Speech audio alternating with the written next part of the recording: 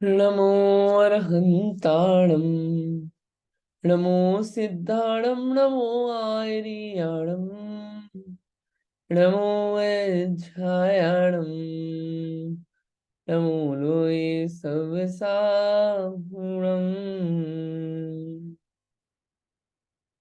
मोक्षमार्गस्य नेतारं भेत्तारं कर्मभूभृतां ज्ञातारं विश्वतत्त्वानां वंदे तद्गुणलब्धे।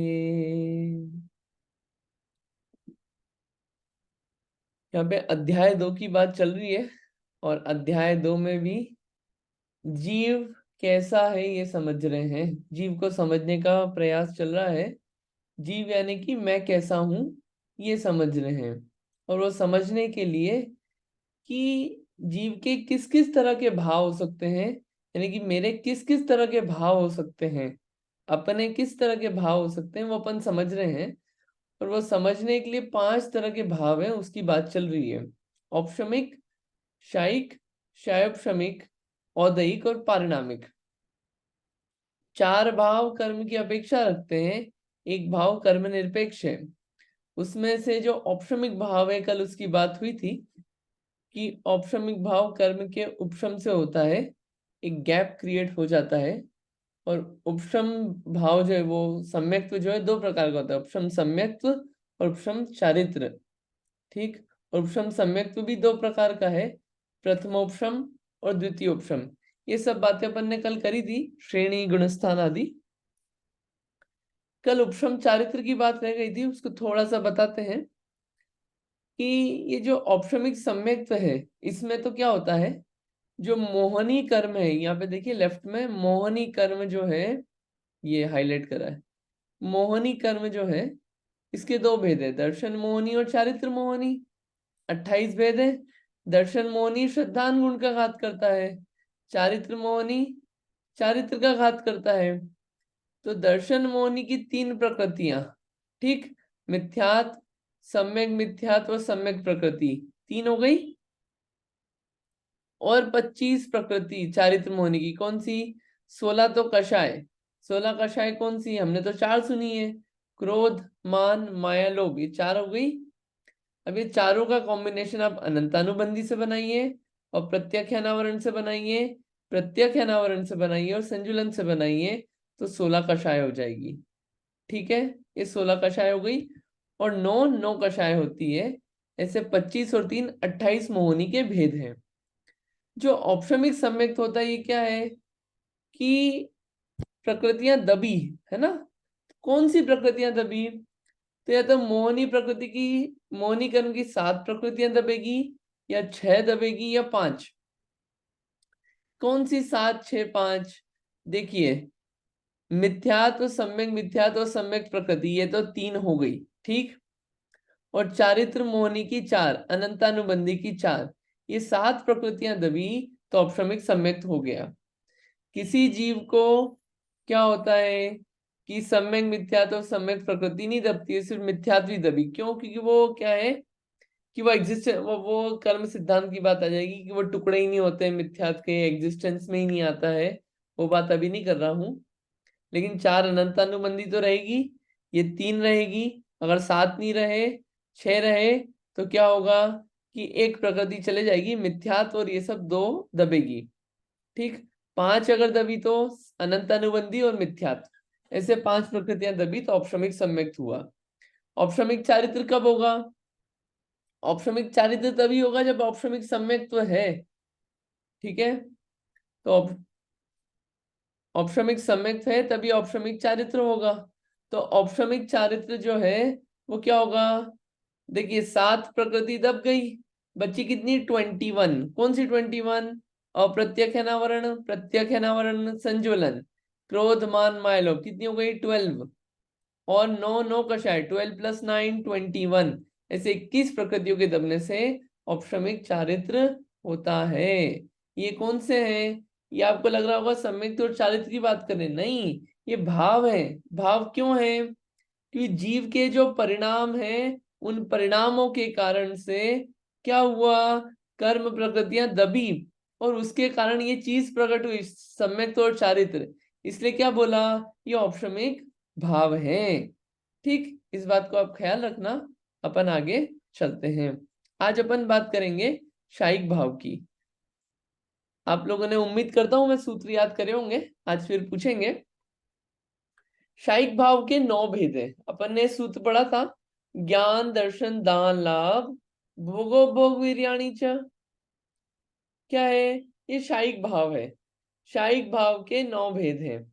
कौन कौन से, शायिक ज्ञान, शायिक दर्शन, शायिक दान, शायिक लाभ, शायिक भोग, शायिक उपभोग, शायिक वीर्य। और च शब्द से क्या आ गया, शायिक सम्यक्त और शायिक चारित्र। सबसे पहले जो शायिक है, शायिक मतलब क्या होता है, उस दिन भी समझाया था कि कर्म का पूरी तरीके से नाश हो गया। पूरी तरीके से नाश हो गया यानी कि ना तो कर्म अपना फल दे रहे हैं अभी प्रेजेंट में, ना कोई स्टॉक में रखे हुए फल की आगे फ्यूचर में वो फल देंगे, ना ही कोई नए कर्म बंध रहे हैं। पूरी तरीके से क्षय होना वो कहलाता है, नाश होना वो कहलाता है क्षय। और उस क्षय से जो भाव होता है वो कहलाता है शायिक भाव। ठीक, इतना समझ में आया अपने को। हाँ, अब अपन चलते हैं, एक एक चीज को समझते हैं। शायिक भाव में सबसे पहले है शायिक सम्यक्त्व। क्या होता है शायिक सम्यक्त्व? शायिक सम्यक्त्व क्या होता है कि जो अपने मोहनी कर्म देखा ना, पहले देखिए सम्यक्त्व जो है श्रद्धान गुण का काम है, प्रतीति है ना, विश्वास। ये क्यों डगमगाता है, मोहनी कर्म के कारण। मोहनी कर्म में भी दर्शन मोहनी कर्म के कारण। ठीक, दर्शन मोहनी में भी मिथ्यात्व कर्म जो है वो सबसे बड़ा दुखदाई। ठीक, मिथ्यात्व सम्यक, मिथ्यात्व सम्यक प्रकृति। ठीक, और इसके साथ में जो काम करती है वो चारित्र मोहनी की 4 प्रकृतियां। कौन सी, अनंतानुबंधी क्रोध, अनंतानुबंधी मान, अनंतानुबंधी माया और अनंतानुबंधी। आवाज नहीं आती, हाँ भाई आवाज नहीं आती थी, 1 मिनट पहले आवाज नहीं आती थी। ओ, आवाज आ रही है आप सबको कि नहीं आ रही? अभी अब आ आ रही रही है। है, अब पहले नहीं अच्छा, आती तो थी, क्या अब आ रही है। छूटा आपका, ये कहाँ से छूटा, कुछ बताइए थोड़ा सा। पहला ऑप्शमिक का पूरा सुन लिया ना सबने? ये सुन लिया, ये सुन लिया। जो आप सेकंड स्लाइड पे गए थे वो नहीं सुन पाए। ओके, क्षायिक भाव वाली जो मोहिनी कर्म का जो बता रहे थे आप। ठीक है। हाँ ठीक है, थैंक यू, अच्छा बता दिया आपने। शायिक भाव जो है, शायिक सम्यक्त्व, सम्यक्त्व जो है वो किसका काम, श्रद्धान होता है, प्रतीति विश्वास होता है। ठीक, सम्यक्त्व यानी ये सम्यक्त्व किसके कारण सम्यक्त्व का नाश होता है, मोहनी कर्म के कारण। मोहनी कर्म में भी कौन सा, दर्शन मोहनी। दर्शन मोहनी में भी कौन सा, मिथ्यात्व सबसे इंपॉर्टेंट है। मिथ्यात्व, सम्यक मिथ्यात्व और सम्यक प्रकृति। और सम्यक्त्व का घात करने में चारित्र मोहनी की भी 4 प्रकृति होती है, अनंतानुबंधी क्रोध, अनंतानुबंधी मान, अनंतानुबंधी माया और अनंतानुबंधी लोभ। ऐसे 4 कर्म प्रकृति दुखदाई होती है उसमें भी। ठीक है, तो शायिक सम्यक्त हुआ। अब क्षय की बात चल रही है, तो क्या होगा, ये जो मोहनी कर्म की प्रकृति है जो कि सम्यक्त का घात करती है, उसका पूरी तरीके से क्षय हो जाएगा, नाश हो जाएगा। ये 7 प्रकृतियां जो है, मिथ्यात्व, सम्यक मिथ्यात्व, सम्यक प्रकृति, अनंतानुबंधी क्रोध, अनंतानुबंधी मान, अनंतानुबंधी माया और अनंतानुबंधी लोभ, ये 7 प्रकृतियों का क्या होगा, क्षय हो जाएगा। तो क्या प्रकट होगा, शायिक सम्यक्त्व। अब ये शायिक सम्यक्त्व क्या होता है, शायिक सम्यक्त्व यह होता है ऐसा सम्यक्त्व जो कि एक बार हो गया तो कभी भी उसका नाश नहीं होगा। उपशम सम्यक्त्व का तो नाश हो जाता है, वो भाव जो है टेम्पररी है, ये परमानेंट बना रहेगा। एक बार हो गया तो हमेशा रहेगा शायिक सम्यक्त्व। ये सम्यक्त्व कैसा है, मेरु के समान है। जैसे मेरु पर्वत को कोई हिला नहीं सकता, ऐसे ही शायिक सम्यक्त्व को एक बार होने का तो उसको कोई हिला नहीं सकता। और शायिक सम्यक्त्व वाला जीव नियम से या तो उसी भाव में मोक्ष जाएगा, अगर उसी भाव में मोक्ष नहीं गया तो क्या होगा, तीसरे भाव में मोक्ष चला जाएगा। शायिक सम्यक्त्वी का ये विधान है इन जनरल। ठीक है, शायिक सम्यक तो समझ में आया क्या होता है शायिक सम्यक तो? ठीक है, आगे चलते हैं। शायिक चारित्र। शायिक चारित्र क्या होता है कि चारित्र मोहनी कर्म है। ये चारित्र मोहनी, आपने बार बार वर्ड सुन रहे हैं, आपको लग रहा होगा ये चारित्र मोहनी होता क्या है। चारित्र जो होता है आचरण, आचरण कहें, आत्मस्थिरता कहें, आत्मलीनता कहें, ठीक है। तो चारित्र मोहनी कर्म के 28 भेद हैं, उनमें से 16 तो कषाय हैं और 9 नौ कषाय हैं। एक एक को नहीं समझाएंगे, लेकिन चारित्र मतलब कि आपको क्या है, ये चारित्र क्या नुकसान करता है। चारित्र मोहनी कर्म आत्म स्थिरता नहीं होने देता। आत्म स्थिरता जैसे जैसे बढ़ती है वैसे वैसे चारित्र मोहनी कर्म का नाश होता है। फॉर एग्जाम्पल देखिए, जिसको 16 कषाय पूरी है, मैं कषाय दिखा देता हूँ वो तो आपको विजुलाइज होगा। ये जो है ये 16 कषाय की बात करें, जिसको अनंतानुबंधी क्रोध मान माया लोभ है, उसको बिल्कुल भी स्थिरता नहीं होती है। और अगर ये पहली वाली है तो आगे की 3 रहेगी, ठीक है। जिसको पहली गई उसको आखिरी की 3 है, जिसको पहली दूसरी गई उसको आखिरी की 2 है, ठीक है। तो जैसे जैसे कषाय जाती है वैसे वैसे आत्म स्थिरता बढ़ती है। संजलन भी चली गई तो आत्म स्थिरता बहुत बढ़ जाती है, ठीक है। चारित्र यानी कि आचरण, अपनी आत्मा में आचरण, अपनी आत्मा में स्थिर होना, ठीक। ये है इसका काम। बाहरी रूप में व्रत आदि लेने के जो भाव होते हैं, कौन कौन से भाव होते हैं कि अणुव्रत लेना, महाव्रत लेना, ये भाव जो है इसके कारण उसका वो उन भावों का घात होता है इन कषायों के कारण, ठीक। चलते हैं वापस चारित्र पे। शायिक चारित्र। शायिक चारित्र क्या है? ये जो मोहनी कर्म है, मोहनी कर्म की जो 21 प्रकृतियां हैं, 7 तो पहले ही चलेगी सम्यक्त हो गया तो। बिना शायिक सम्यक्त हुए शायिक चारित्र प्रकट नहीं होता। पहले सम्यक्त होगा फिर चारित्र होगा, ठीक। सम्यक दर्शन ज्ञान चारित्राणी। सम्यक दर्शन के बिना ज्ञान सम्यक नहीं है, सम्यक दर्शन और ज्ञान के बिना चारित्र सम्यक नहीं है, ठीक। तो शायिक चारित्र, चारित्र मोहनी कर्म के अभाव से, ठीक। इसमें क्या है, 21 प्रकृतियां जो है उनका क्या हुआ, नाश हुआ। चारित्र मोहनी कर्म के अभाव से प्रकट होता है शायिक चारित्र। आगे चलते हैं। अब है शायिक ज्ञान। ये शायिक ज्ञान क्या होता है? शायिक ज्ञान होता है, आपको आवाज आ रही है? आवाज का कोई प्रॉब्लम तो नहीं है?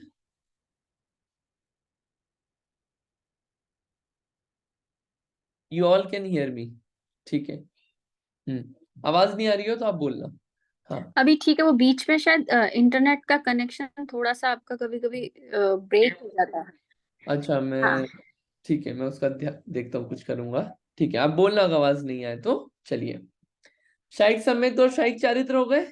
ये क्या चल रहे हैं? शायिक भाव के भेद चल रहे हैं कि ऐसे भाव होते हैं जिसके कारण क्या होता है, शायिक सम्यक हो जाता है। ऐसे भाव होते हैं शायिक चारित्र हो जाता है। ऐसे भाव होना पॉसिबल है, वो कैसे होता है? इन प्रकृतियों का नाश होता है और आत्मा में वैसे भाव होते हैं। तीसरा, शायिक ज्ञान। शायिक ज्ञान क्या होता है? जो ज्ञानावर्णी कर्म है, जो ज्ञान गुण का पूरी तरह से ज्ञानावर्णी, जो ज्ञान गुण को घातता है। कौन से ज्ञान गुण को घातता है? पूरी तरह सिर्फ एक ही ज्ञान को घाता जा सकता है, कौन सा? केवल ज्ञान। केवल ज्ञान का पूरी तरह से घात होता है। घात होता है यानी कि केवल ज्ञान बिल्कुल भी प्रकट नहीं हो पाता है। केवल ज्ञान में ऐसा नहीं होता है कि पार्शियल हुआ या नहीं हुआ, ऐसा पार्शियल भी हो सकता है, ऐसा नहीं होता। केवल ज्ञान या तो होगा या नहीं होगा। तो केवल ज्ञान का घात हुआ किसके कारण? ज्ञाना केवल ज्ञानावरण कर्म के कारण। ज्ञानावर्णी ज्ञान का पूरा घात नहीं कर सकता। क्यों? क्योंकि ज्ञान के और भी भेद है, मति ज्ञान, शुद्ध ज्ञान। और मति ज्ञान का पूरी तरह से घात हो गया तो जो अपनी जानने की शक्ति खत्म हो जाएगी। और जानने की शक्ति का कभी नाश नहीं होता है। क्यों? क्योंकि जीव है, जीव नहीं जानेगा तो और कौन जानेगा? जीव कभी जड़ नहीं हो जाएगा। ये कितनी अच्छी बात है, कभी हम जड़ नहीं हो जाएंगे। टफ तो नहीं हो रहा है? आप समझते जाना है ना। आपको म्यूट कर ले, हाँ। ठीक है। तो शायिक ज्ञान क्या हुआ? इतना क्लियर ज्ञान प्रकट हो गया कि सब तरह के पदार्थ, कौन कौन से पदार्थ? मूर्त अमूर्त। मूर्त अमूर्त क्या होता है? स्पर्श रस गंध वर्ण वाले जो पदार्थ है, मूर्त पुद्गल वो। अमूर्त धर्म अधर्म आकाश काल आत्मा ये सब जानने में आता है, सब कुछ एक साथ जानने में आता है, सिर्फ एक नहीं, जितने अनंतो द्रव्य हैं, अनंतो जितने भी पदार्थ है सब एक साथ जानने में आते हैं। कौन सा ज्ञान है? शाही ज्ञान है, जो कि एकदम निर्मल है, स्वच्छ है, क्लीन है ज्ञान। ठीक, ये शाही ज्ञान, केवल ज्ञान को क्या बोलते हैं? शाही ज्ञान। सर्वज्ञ जो होते हैं उनको शाही ज्ञान होता है। शाही ज्ञान कब प्रकट होता है? अरहंत अवस्था में। अरहंत अवस्था होती है जब शाही ज्ञान प्रकट होता है। समझ में आ रहा है ये क्यों प्रकट हुआ? शाही भाव है, ये शाही भाव है। समझ में आ रहा है ना? हाँ, क्वेश्चन हो पूछना आप। हाँ जी रीटा आंटी जी बताइए। हाँ जय जिनेन्द्र भैया, हाँ जी। मेरा क्वेश्चन ये है कि हम क्रम में बोलते हैं दर्शन ज्ञान चारित्र, और यहाँ पे थोड़ा सा क्रम चारित्र के बाद ज्ञान आता है, तो उसकी वजह क्या होती है?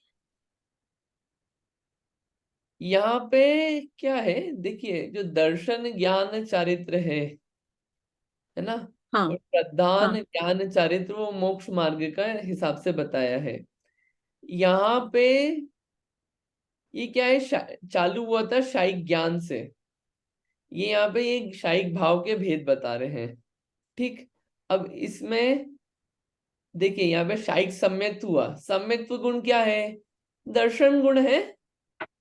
दर्शन गुण हाँ बराबर, सबसे पहले दर्शन गुण नहीं, सॉरी, श्रद्धान गुण है। और वहां पे जो सम्यक दर्शन ज्ञान चरित्र है वो भी श्रद्धान गुण है। तो सबसे पहले वही आया है, शायिक सम्यक्त्व। अब ये शायिक चारित्र क्यों आया बाद में? क्योंकि क्या है, यहाँ पे च शब्द था, च शब्द था, और पहले आपको उपशम सम्यक के साथ उपशम चारित्र बता चुके हैं, तो वो दोनों कॉम्बिनेशन में थे, इसलिए शायिक सम्यक और शायिक चारित्र को पास में रख दिया। एक कारण और ये भी हो सकता है, दोनों में मोहनी का कार्य है, मोहनी कर्म का। तो चूंकि पहले शायिक सम्यक तो बता चुके हैं, तो मोहनी के एडजेसेंट ही शायिक चारित्र को भी बता दे, क्योंकि मोहनी कर्म का कार्य हो रहा है वहां पे, ये अपेक्षा वहां पे हो सकती है। ठीक, उसके बाद फिर बाकी के ज्ञानावर्णी कर्म के अकॉर्डिंग काम हो रहा है, तो फिर शायिक ज्ञान को बता रहे हैं। बिल्कुल, थैंक यू। शायिक सम्यक, शायिक चारित्र, शायिक ज्ञान, आप याद करते जाना साथ के साथ आप लोग सभी। नेक्स्ट, शायिक दर्शन। एक होता है दर्शनावरण कर्म। दर्शनावरण कर्म का पूरी तरह से क्षय हुआ, आत्मा में ऐसे भाव हुए कि क्या हुआ, दर्शनावरण कर्म का पूरी तरह से क्षय हो गया, तो क्या प्रकट हुआ? केवल दर्शन प्रकट हुआ। केवल दर्शन प्रकट हुआ। वो जो केवल दर्शन है उसको क्या बोलते हैं? शायिक दर्शन। ये दर्शन क्या है? ये दर्शन गुण है। ये दर्शन श्रद्धान नहीं है, ये जीव का दर्शन गुण है। दर्शन गुण क्या होता है? ज्ञान से पहले जो सामान्य प्रतिभास होता है, अवग्रह से पहले जो सामान्य अवलोकन होता है, वो कहलाता है दर्शन। ठीक, चलिए आगे चलते हैं। आगे क्या है? पांच, पांच क्या है? दान लाभ भोग उपभोग वीर्य। इसमें क्या लगाएंगे? शायिक, शायिक पना इसमें भी लगेगा। शायिक दान, शायिक लाभ, शायिक भोग, शायिक उपभोग, शायिक वीर्य। अभी क्या होता है शायिक दान लाभ भोग उपभोग वीर्य? देखते हैं इसको, इसकी थोड़ी सी रीडिंग करवा देते हैं, ताकि क्या आप लोगों का भी इन्वॉल्वमेंट होगा, थोड़ा सा अच्छा रहेगा उससे। पढ़िए। हाँ, कौन पढ़ेंगे आप में से? पढ़िए, थोड़ा सा पढ़ते हैं, रीडिंग करेंगे तो अच्छा रहेगा। हाँ जी, कोई पढ़ना चाहता है आप में से? एक एक क्वेश्चन पढ़ेंगे अपन। अच्छा, कोई भी नहीं? हाँ जी उमा आंटी जी, पढ़िए प्लीज। शायिक दान पढ़िए।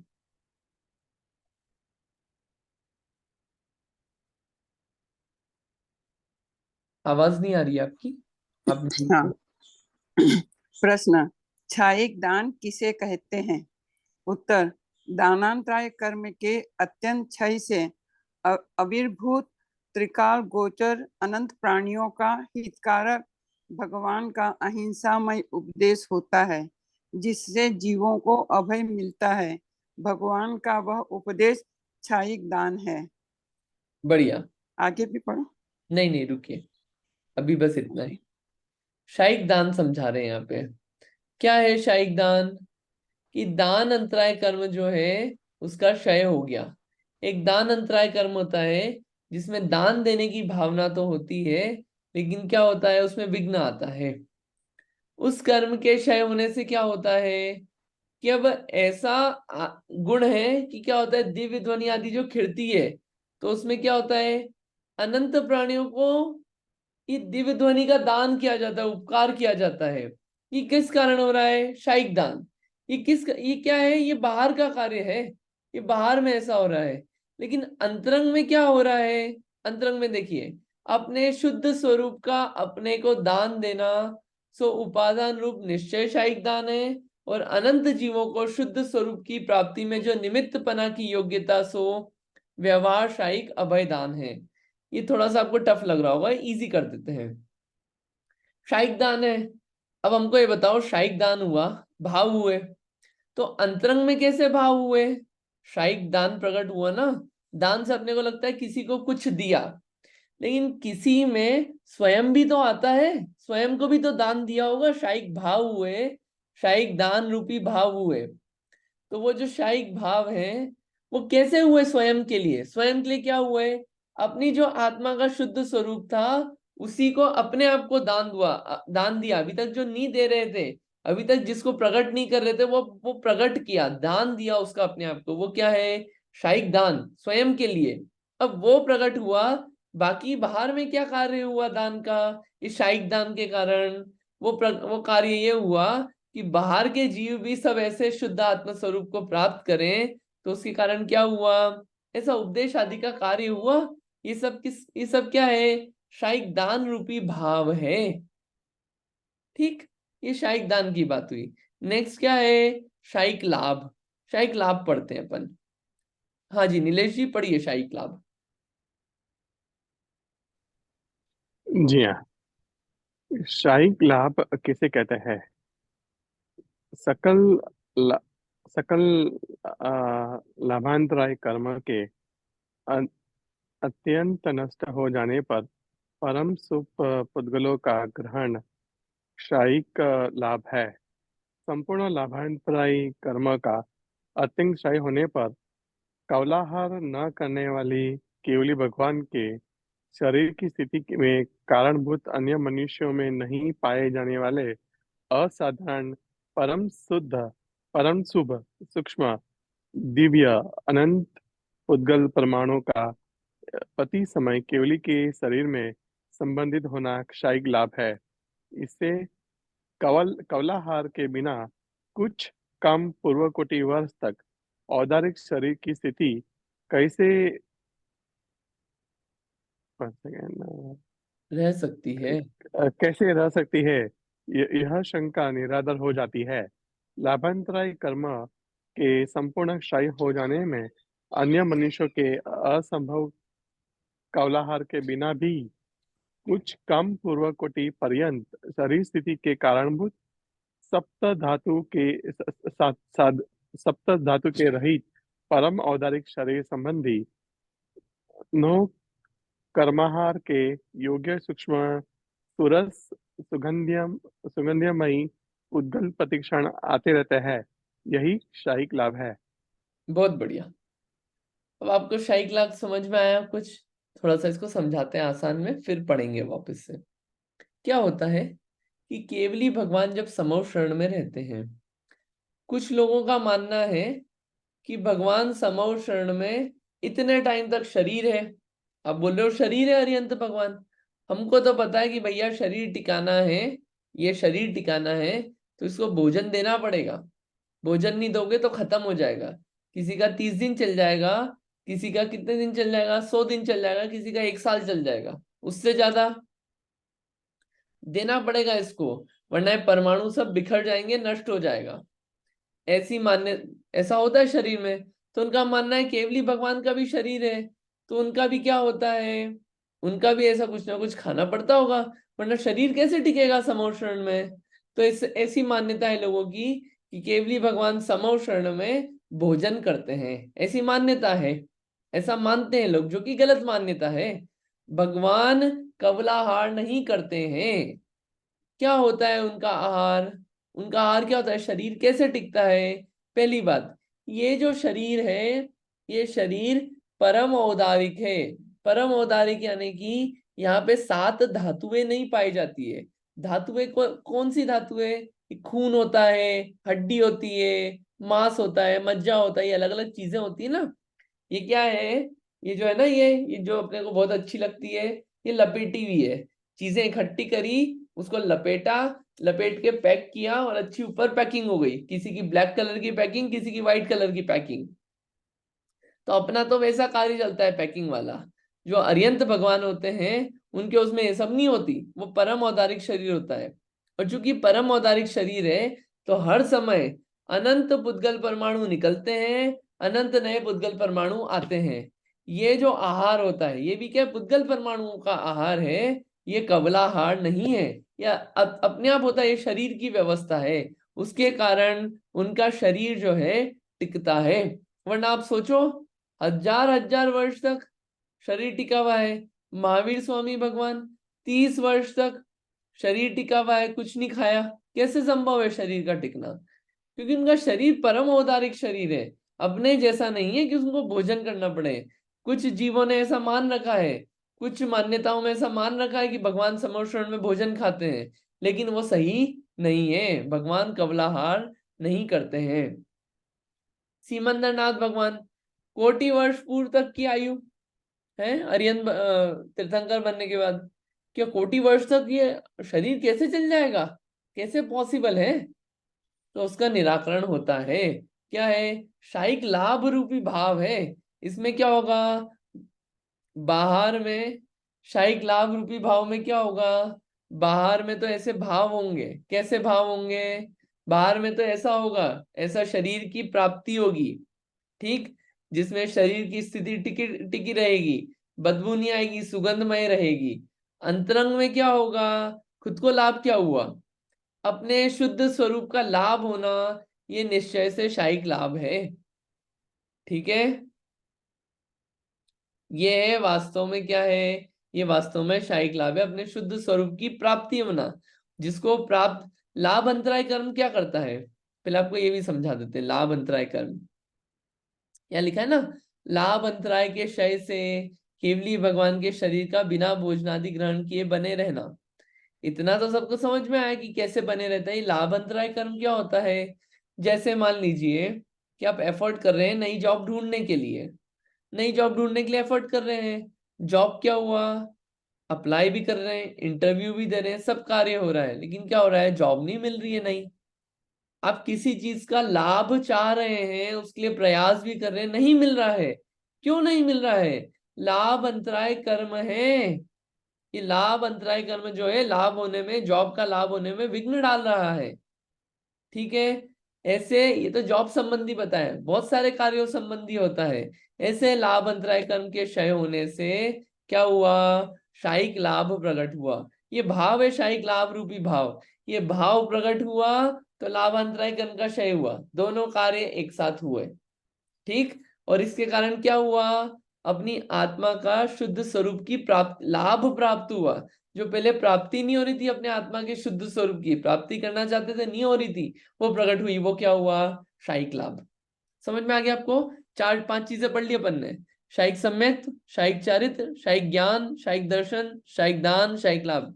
6 चीजें, ठीक। 3 और बचे हैं, शायिक भोग, शायिक उपभोग, शायिक वीर्य।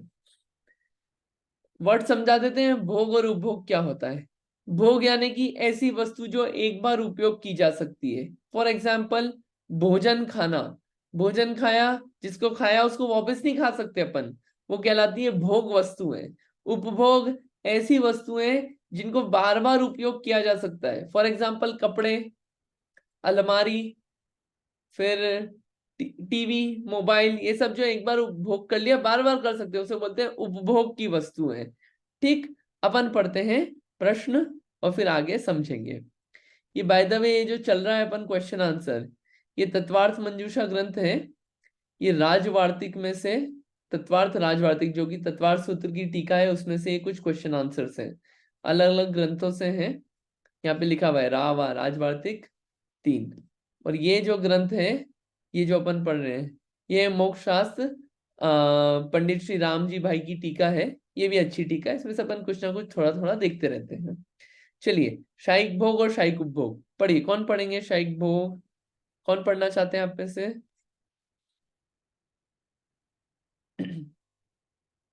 कोई पढ़ना चाहता है आप में से?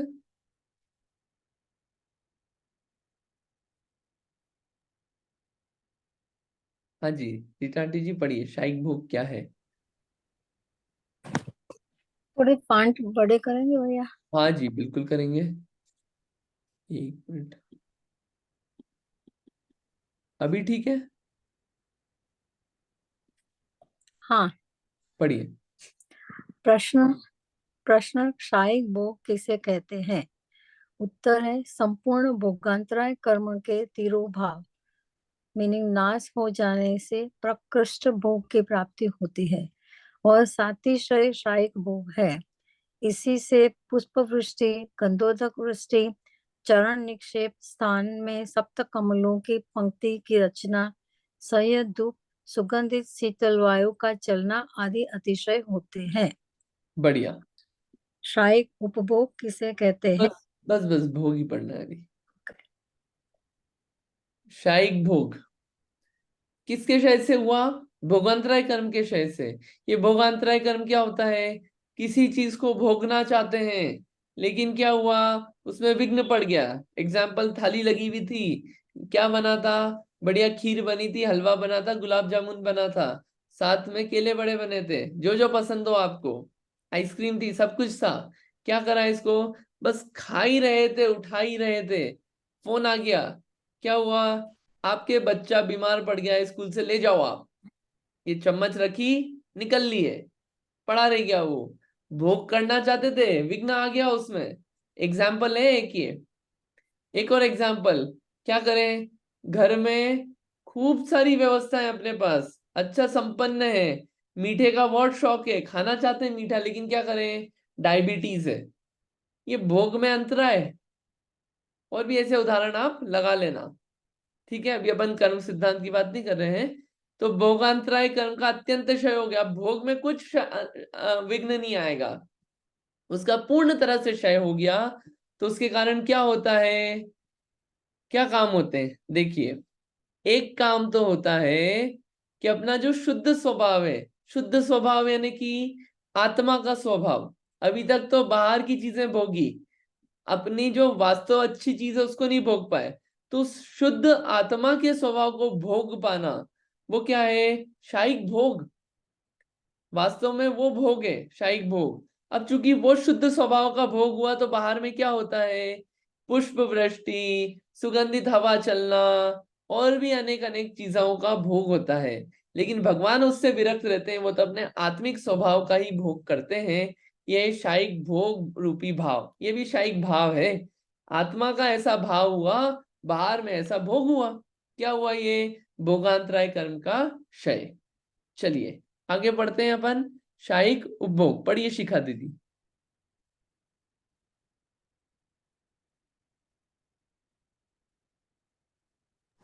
हाँ लेकिन मुझे दिख तो रहा नहीं है।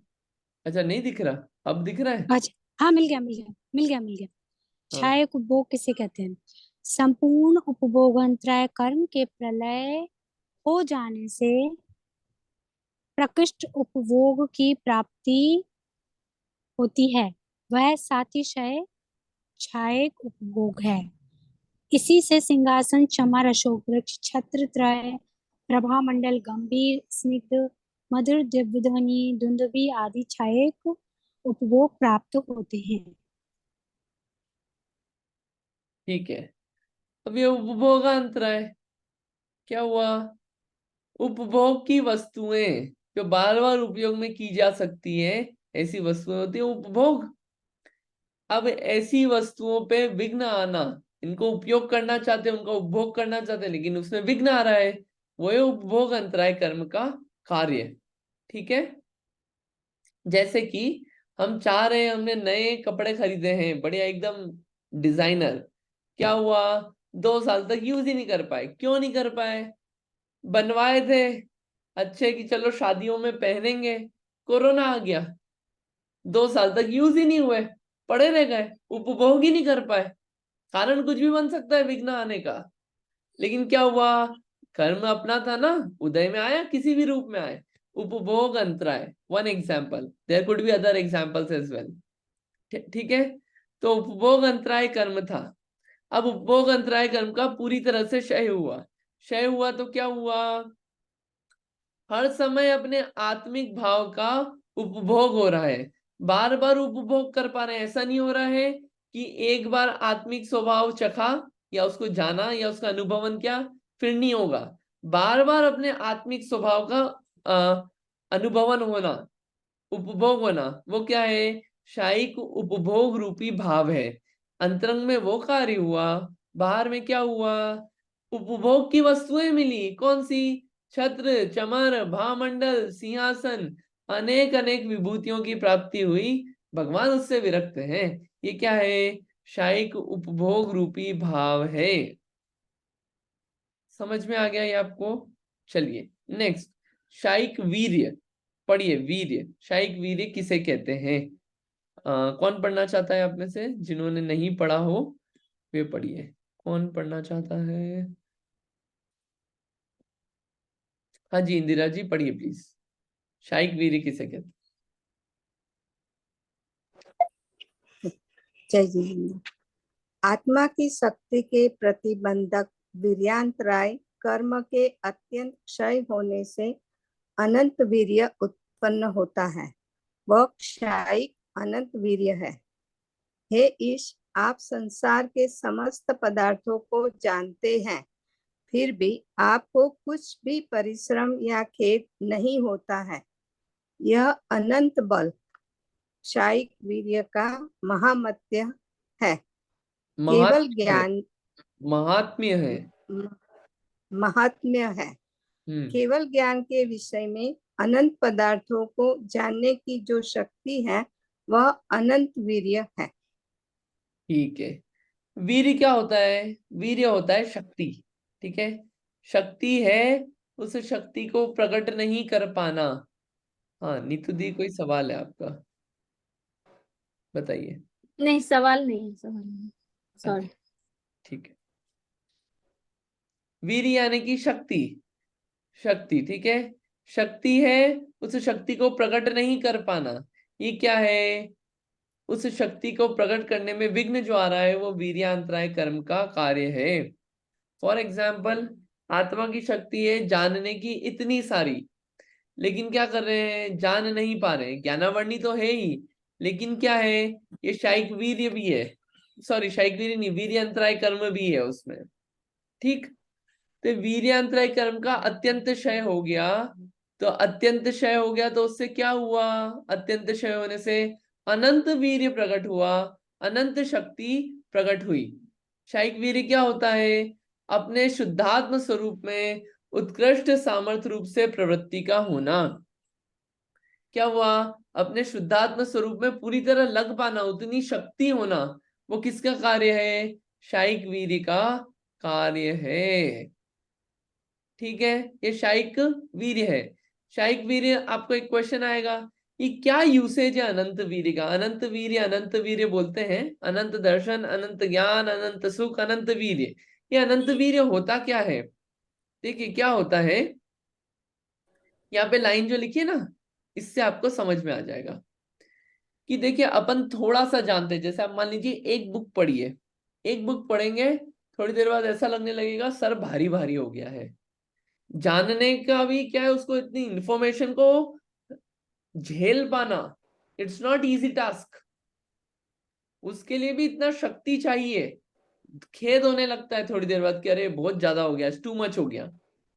या बाहर भी किसी से कुछ ज्यादा बातें जान ली, किसी की सुन ली, क्या बहुत ज्यादा हो गया, टू मच हो गया, अब तो भैया अकेलापन चाहिए थोड़ा सा। क्या है, वो इतना खेद होता है, उतना अपने को झेल नहीं पाते, उतनी शक्ति नहीं है अपने में। ये क्या, इतना वीर ही नहीं है अपने में। भगवान को अनंत वीर्य है, क्यों, सारे पदार्थों को जानते हैं, हर समय जानते हैं, हर समय सारे पदार्थों को जान रहे हैं, कंप्लीट जान रहे हैं, निर्मल है, स्वच्छ ज्ञान है, फिर भी क्या होता है, इतना जानते हुए भी दुखी नहीं होते, खेद नहीं होते, ऐसा नहीं होता कि टू मच ऑफ इंफॉर्मेशन हो गई, बहुत परिश्रम हो गया, बहुत मेहनत हो गई जानने में, ऐसा नहीं होता है। क्यों नहीं होता ऐसा? अनंत वीर्य है, अनंत शक्ति है कि ऐसी चीजें भी हो जाए तो वो अपने आनंद में मग्न रहते हैं। ये शायिक वीर्य है। ये बाहर में शायिक वीर्य कार्य कर रहा है, अंतरंग में अपना जो शुद्ध स्वरूप है उसकी भी उत्कृष्ट सीमा तक पहुंच चुके हैं, उसका भी उस स्वरूप में प्रवृत्ति करने का, वो क्या है, शायिक वीर्य का कार्य है। ये क्या हुए, 9 भेद हुए शायिक भाव के। आपको वापस उसको कनेक्ट कर देते, हम 9 भाव पढ़ लिए ना आपने। क्या हुआ, कर्मों का पूरा नाश हुआ, तो आपने देखा हर चीज में उत्कृष्टता प्रकट हुई है, हर चीज में उत्कृष्टता आई है, और ऐसी उत्कृष्टता है जो हमेशा बनी रहेगी। इस चीज का कभी नाश नहीं हुआ। क्यों नाश नहीं होगा? कि कर्म वापस से अपना फल देने नहीं आएंगे, कर्म का नाश हो गया है, कर्म ना उदय में आएंगे, ना बंधन हो रहा है, ना स्टॉक में है, सत्ता में है, नाश हो गया है। नाश हो गया है तो शुद्ध स्वरूप रहेगा, और शुद्ध भाव ही प्रकट होगा, शायिक भाव ही प्रकट होगा। उस शायिक भाव के कारण जो ज्ञान होगा वो शायिक ज्ञान, शायिक भाव के कारण जो दर्शन होगा शायिक दर्शन होगा, चारित्र होगा शायिक चारित्र होगा, सम्यक होगा शायिक सम्यक होगा, दान लाख भोग उपभोग वीर्य होगा वो शायिक पने रूप होगा। ऐसे 9 भाव जो हैं शायिक भाव के भेद हैं। आपको समझ में आया? नीतू दी, आपका कुछ क्वेश्चन है?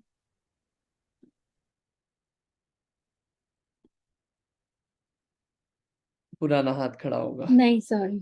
हाँ ठीक है, कोई दिक्कत नहीं है। हाँ, समझ में आया आप लोगों को? समझ में नहीं आया हो तो आप पूछिए, 2 मिनट पॉज लेते हैं। ये बात चली है अपनी अभी तक, शायिक भाव, सूत्र नंबर 4। ठीक है, आप जब तक रियलाइज करिए आपको समझ में आया कि नहीं आया। सूत्र 1 से 4 तक कौन सुना सकता है? आप में से सुनाइए 1 से 4 तक। कोई नए व्यक्ति चाहता हूं आज मैं। 1 से 4 पुराने भी चलेंगे, लेकिन आज पक्का चाहिए मुझे, पक्का जिसको याद हो 1 से 4 तक। आप लोगों को याद करना है ये सब। 24 घंटे में आपको सिर्फ 15 मिनट देना है याद करने के लिए। एक एक सूत्र भी याद करेंगे, याद हो जाएगा। 10 लक्षण में जो भी विद्वान आएंगे पढ़ाएंगे तत्वार सूत्र, आपको याद रहेगा तो पढ़ने में और मजा आएगा, और डिटेलिंग हो पाएगी उसकी। बताइए, किसी को याद है? अंकित भैया आप आ जाओ 10 लक्षण में। 10 लक्षण में आ जाओ, वी विल कंटिन्यू तत्व सूत्र। अपन यहाँ से करेंगे अभी 1 से 4 तक। हाँ जी रीटा आंटी जी, याद हो गया आपको?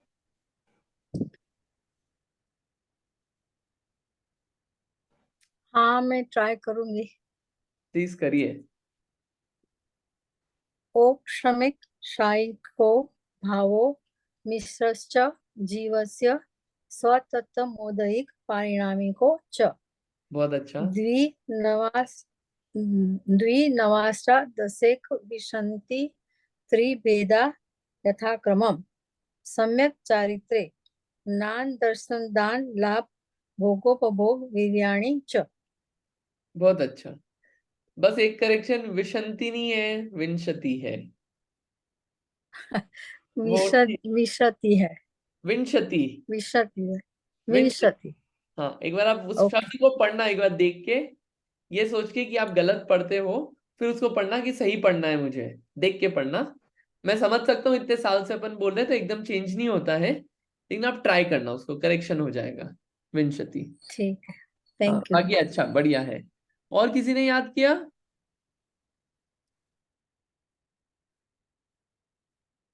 नहीं? अरे, याद तो करना है अपने को, सिर्फ सुनना नहीं है,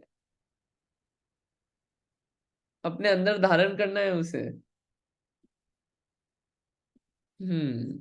आप लोग कब सुनाएंगे? आप मुझे डेट लिख के ये दे देना। हाँ दूसरे अध्याय के 4 हैं क्या? ये 2 3 हाँ 4 जी, हैं। ये दूसरे अध्याय के 4 है।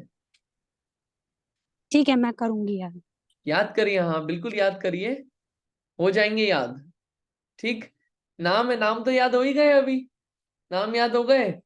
अब इसको बस सूत्र में डालना है और कुछ नहीं है। चलिए, शायिक भाव हो गया, नेक्स्ट चलते हैं अपन। नेक्स्ट कौन सा था? शायोपशमिक भाव। आज कंप्लीट नहीं करेंगे शायोपशमिक भाव, थोड़ा सा स्टार्टिंग करनी है ताकि कल इसको कंप्लीट करने में मदद मिलेगी। नेक्स्ट भाव कौन सा है? शायोपशमिक भाव। क्या होता है शायोपशमिक भाव? देखते हैं इसको। देखिए, शैवक्षमिक भाव के 18 भेद है। पहले भेदों की बात नहीं कर रहे हैं, पहले शयोपशम क्या होता है ये समझते हैं अपन। अगर शब्द तोड़े अपन तो क्या हो रहा है? शयोपशम, शय और उपशम दो शब्द टूटे, ये दो शब्द मिलके क्या बन गया? शयोपशम। लेकिन शयोपशम होता क्या है? इसमें शय होता है कि उपशम होता है? आप बोलोगे शय होता है तो फिर उपशम कैसे हो सकता है, और आप बोलोगे उपशम होता है तो शय कैसे हो सकता है? दोनों कॉन्ट्राडिक्टरी लगता है ना। और यहाँ पे आप बोल रहे हो शयोपशम, शय प्लस उपशम शयोपशम है, तो शयोपशम होता क्या है इसको समझना चाह रहे।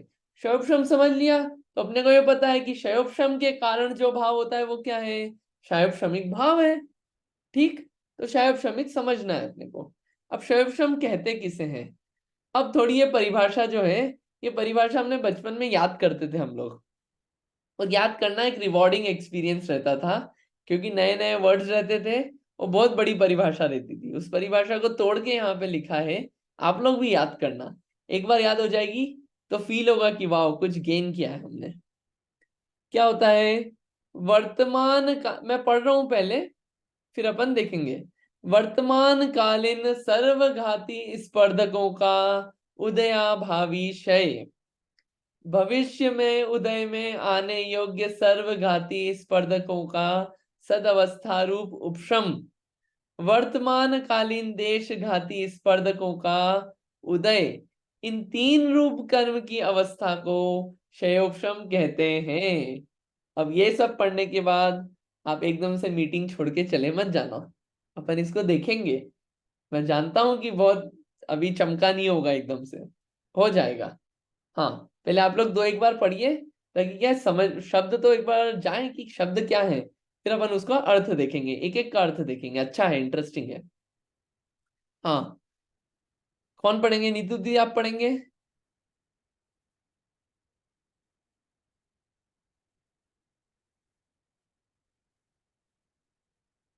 हाँ जी। प्लीज पढ़िए। क्षयोपशम किसे कहते हैं? क्षय वर्तमान कालीन सर्वघाती, यही पढ़ना है ना? हाँ जी, बिल्कुल यही पढ़ना है। हाँ, वर्तमान कालीन सर्वघाती स्पर्धकों का उदयाभावी क्षय, पूरा पढ़ना है ना? हम्म। उपशम भविष्य में उदय में आने योग्य सर्वघाती स्पर्धकों का सदवस्था रूप उपशम। उदय वर्तमान कालीन देशघाती स्पर्धकों का उदय, इन तीन रूप कर्म की अवस्था को क्षयोपशम कहते हैं। बढ़िया, बहुत अच्छा। ये जो लेफ्ट में ना क्षय उपशम उदय, ये तो इसलिए लिखा है कि किसका क्षय होता है, किसका उपशम होता है, किसका उदय होता है, वो बताने के लिए लिखा है। परिभाषा राइट में जो है वो आप याद करना। एक व्यक्ति और कोई पढ़ ले आप में से तो क्या है, जीवान पे आ जाएगा कि हो क्या रहा है। आप लोग याद कर लेना अभी इसको। और मैं याद करा दूंगा। हाँ, और किसी को पढ़ना है? हाँ जी, पढ़िए अर्चना जी, आप पढ़िए प्लीज।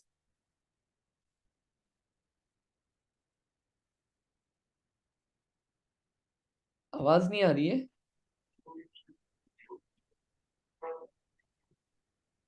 क्षयोपशम किसे कहते हैं? है वर्तमान कालिक सर्वघाती स्पर्धकों का उदयाभावी क्षय। उपशम भविष्य में उदय में आने योग्य सर्वघाती स्पर्धकों का सदवस्था रूप उपशम।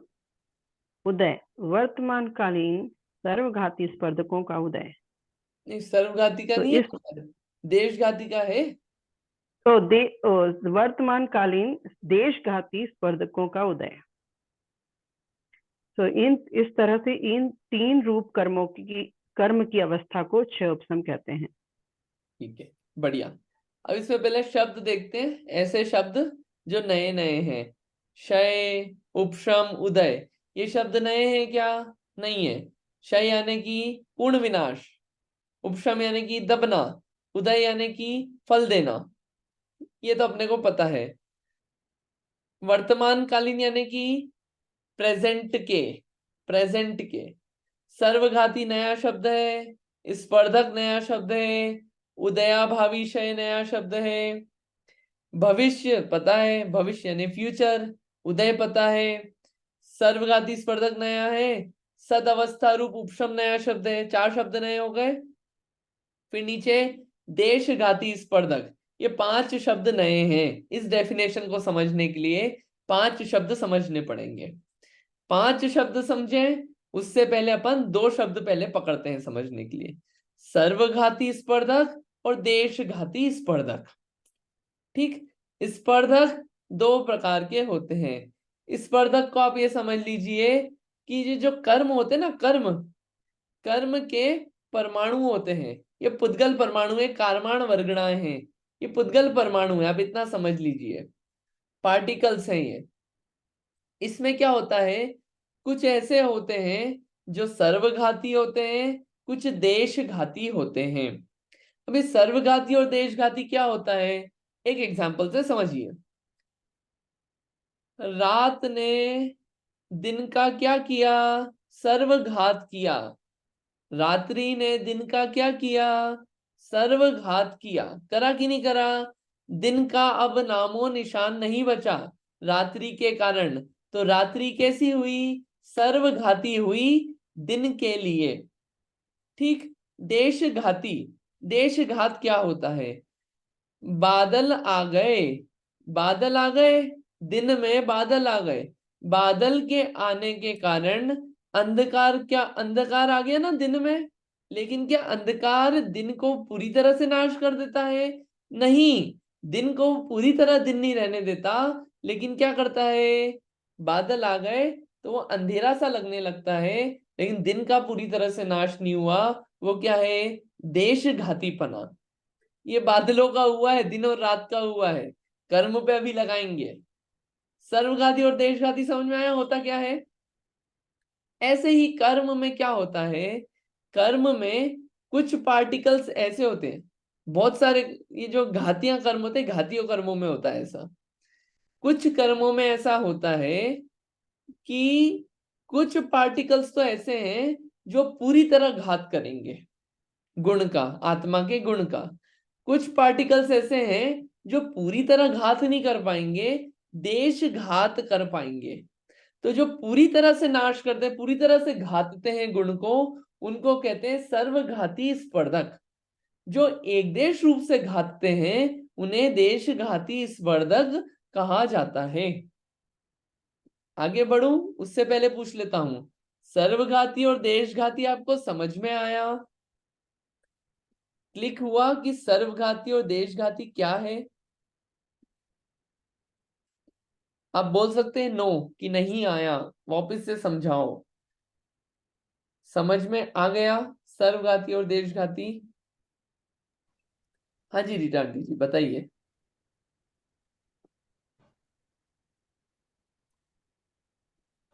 हाँ, मेरा एक क्वेश्चन है भैया कि बताइए। ये सर्वघाती और देशघाती घातिया कर्म के बारे में ही है ना? ये घातिया में ही होते हैं, सर्वघाती और देशघाती, अघातिया में नहीं होते ये। अघातिया में नहीं होते ना? हाँ, ठीक है, थैंक यू। आपने एग्जाम्पल के साथ बहुत ही अच्छी तरह समझाया है। अच्छा हो गया क्लियर, बढ़िया। हाँ जी अर्चना जी, आपको कोई क्वेश्चन? आपका हाथ हैंड्स रेज्ड है।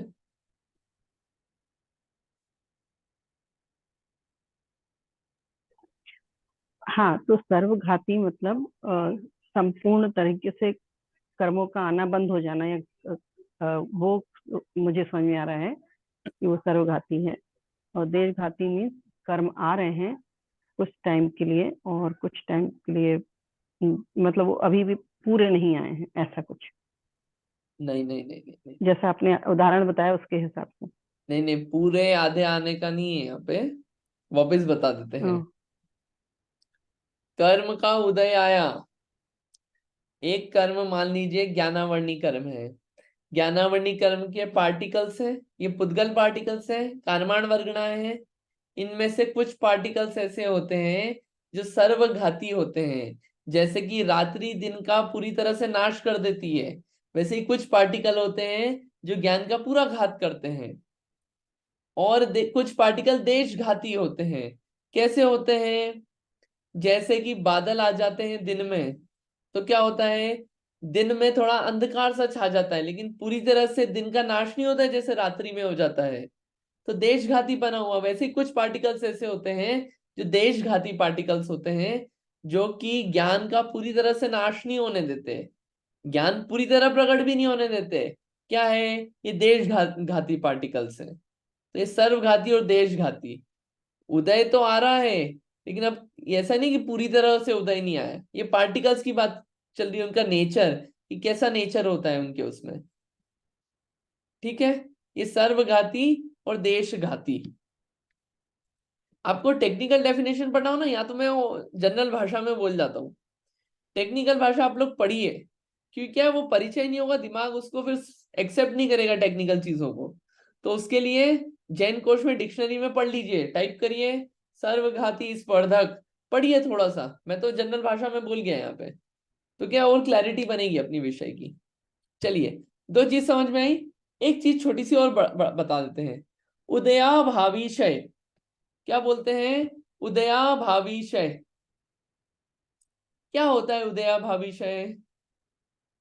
वैसे समय हो रहा है, जल्दी जल्दी में नहीं करते हैं, कल समझाएंगे, अब बचा हुआ 5 में से 2 शब्द समझा दिए, सर्वघाती स्पर्धक और देशघाती स्पर्धक। अब क्या समझाना है? उदयाभावी क्षय, सदअवस्था रूप उपशम, 2 ही चीज समझाना है क्या?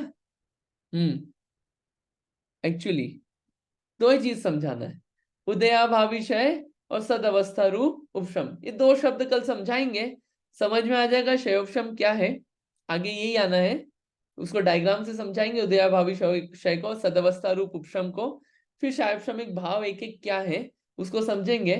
फिर जो अपन बोलते हैं कि मति ज्ञान का क्षयोपशम है, उस पे लगाएंगे कि ये कैसे फिट बैठा, ऐसे पूरा समझ में आएगा। तो कल अपन क्षयोपशमिक भाव जो है उसको कंप्लीट करेंगे। ठीक है, तो उसके आगे आसान है, चीजें आसान होती जाएगी, आप डरना मत, याद करना लेकिन। ठीक, आज अपन ने कितनी सारी बातें पढ़ ली? बहुत सारी बातें पढ़ ली। आज हमने शायिक भाव के 9 भेद पढ़ लिए, औपशमिक सम्यक में किन प्रकृतियों का दबना होता है ये पढ़ लिया, क्षयोपशम की डेफिनेशन पढ़ ली, देशघाती और सर्वघाती स्पर्धक क्या होते हैं ये पढ़ लिया। अब डेफिनेशन याद कर लेना, क्षयोपशम किसे कहते हैं। स्लाइड्स रेफर करिए, मैंने लिंक डाल रखी है ग्रुप में, आप पढ़िए और याद करिए। ठीक है, सूत्र भी याद करना है, सूत्र आप लोग सुनाइए। चलिए आज इतना ही रखते हैं, अपन नेक्स्ट टाइम फिर कंटिन्यू करेंगे। अभी जिनवाणी स्तुति कर लेते हैं। चलिए, कोई आप में से जिनवाणी स्तुति लेना चाहेंगे? लीजिए शिखा दीदी।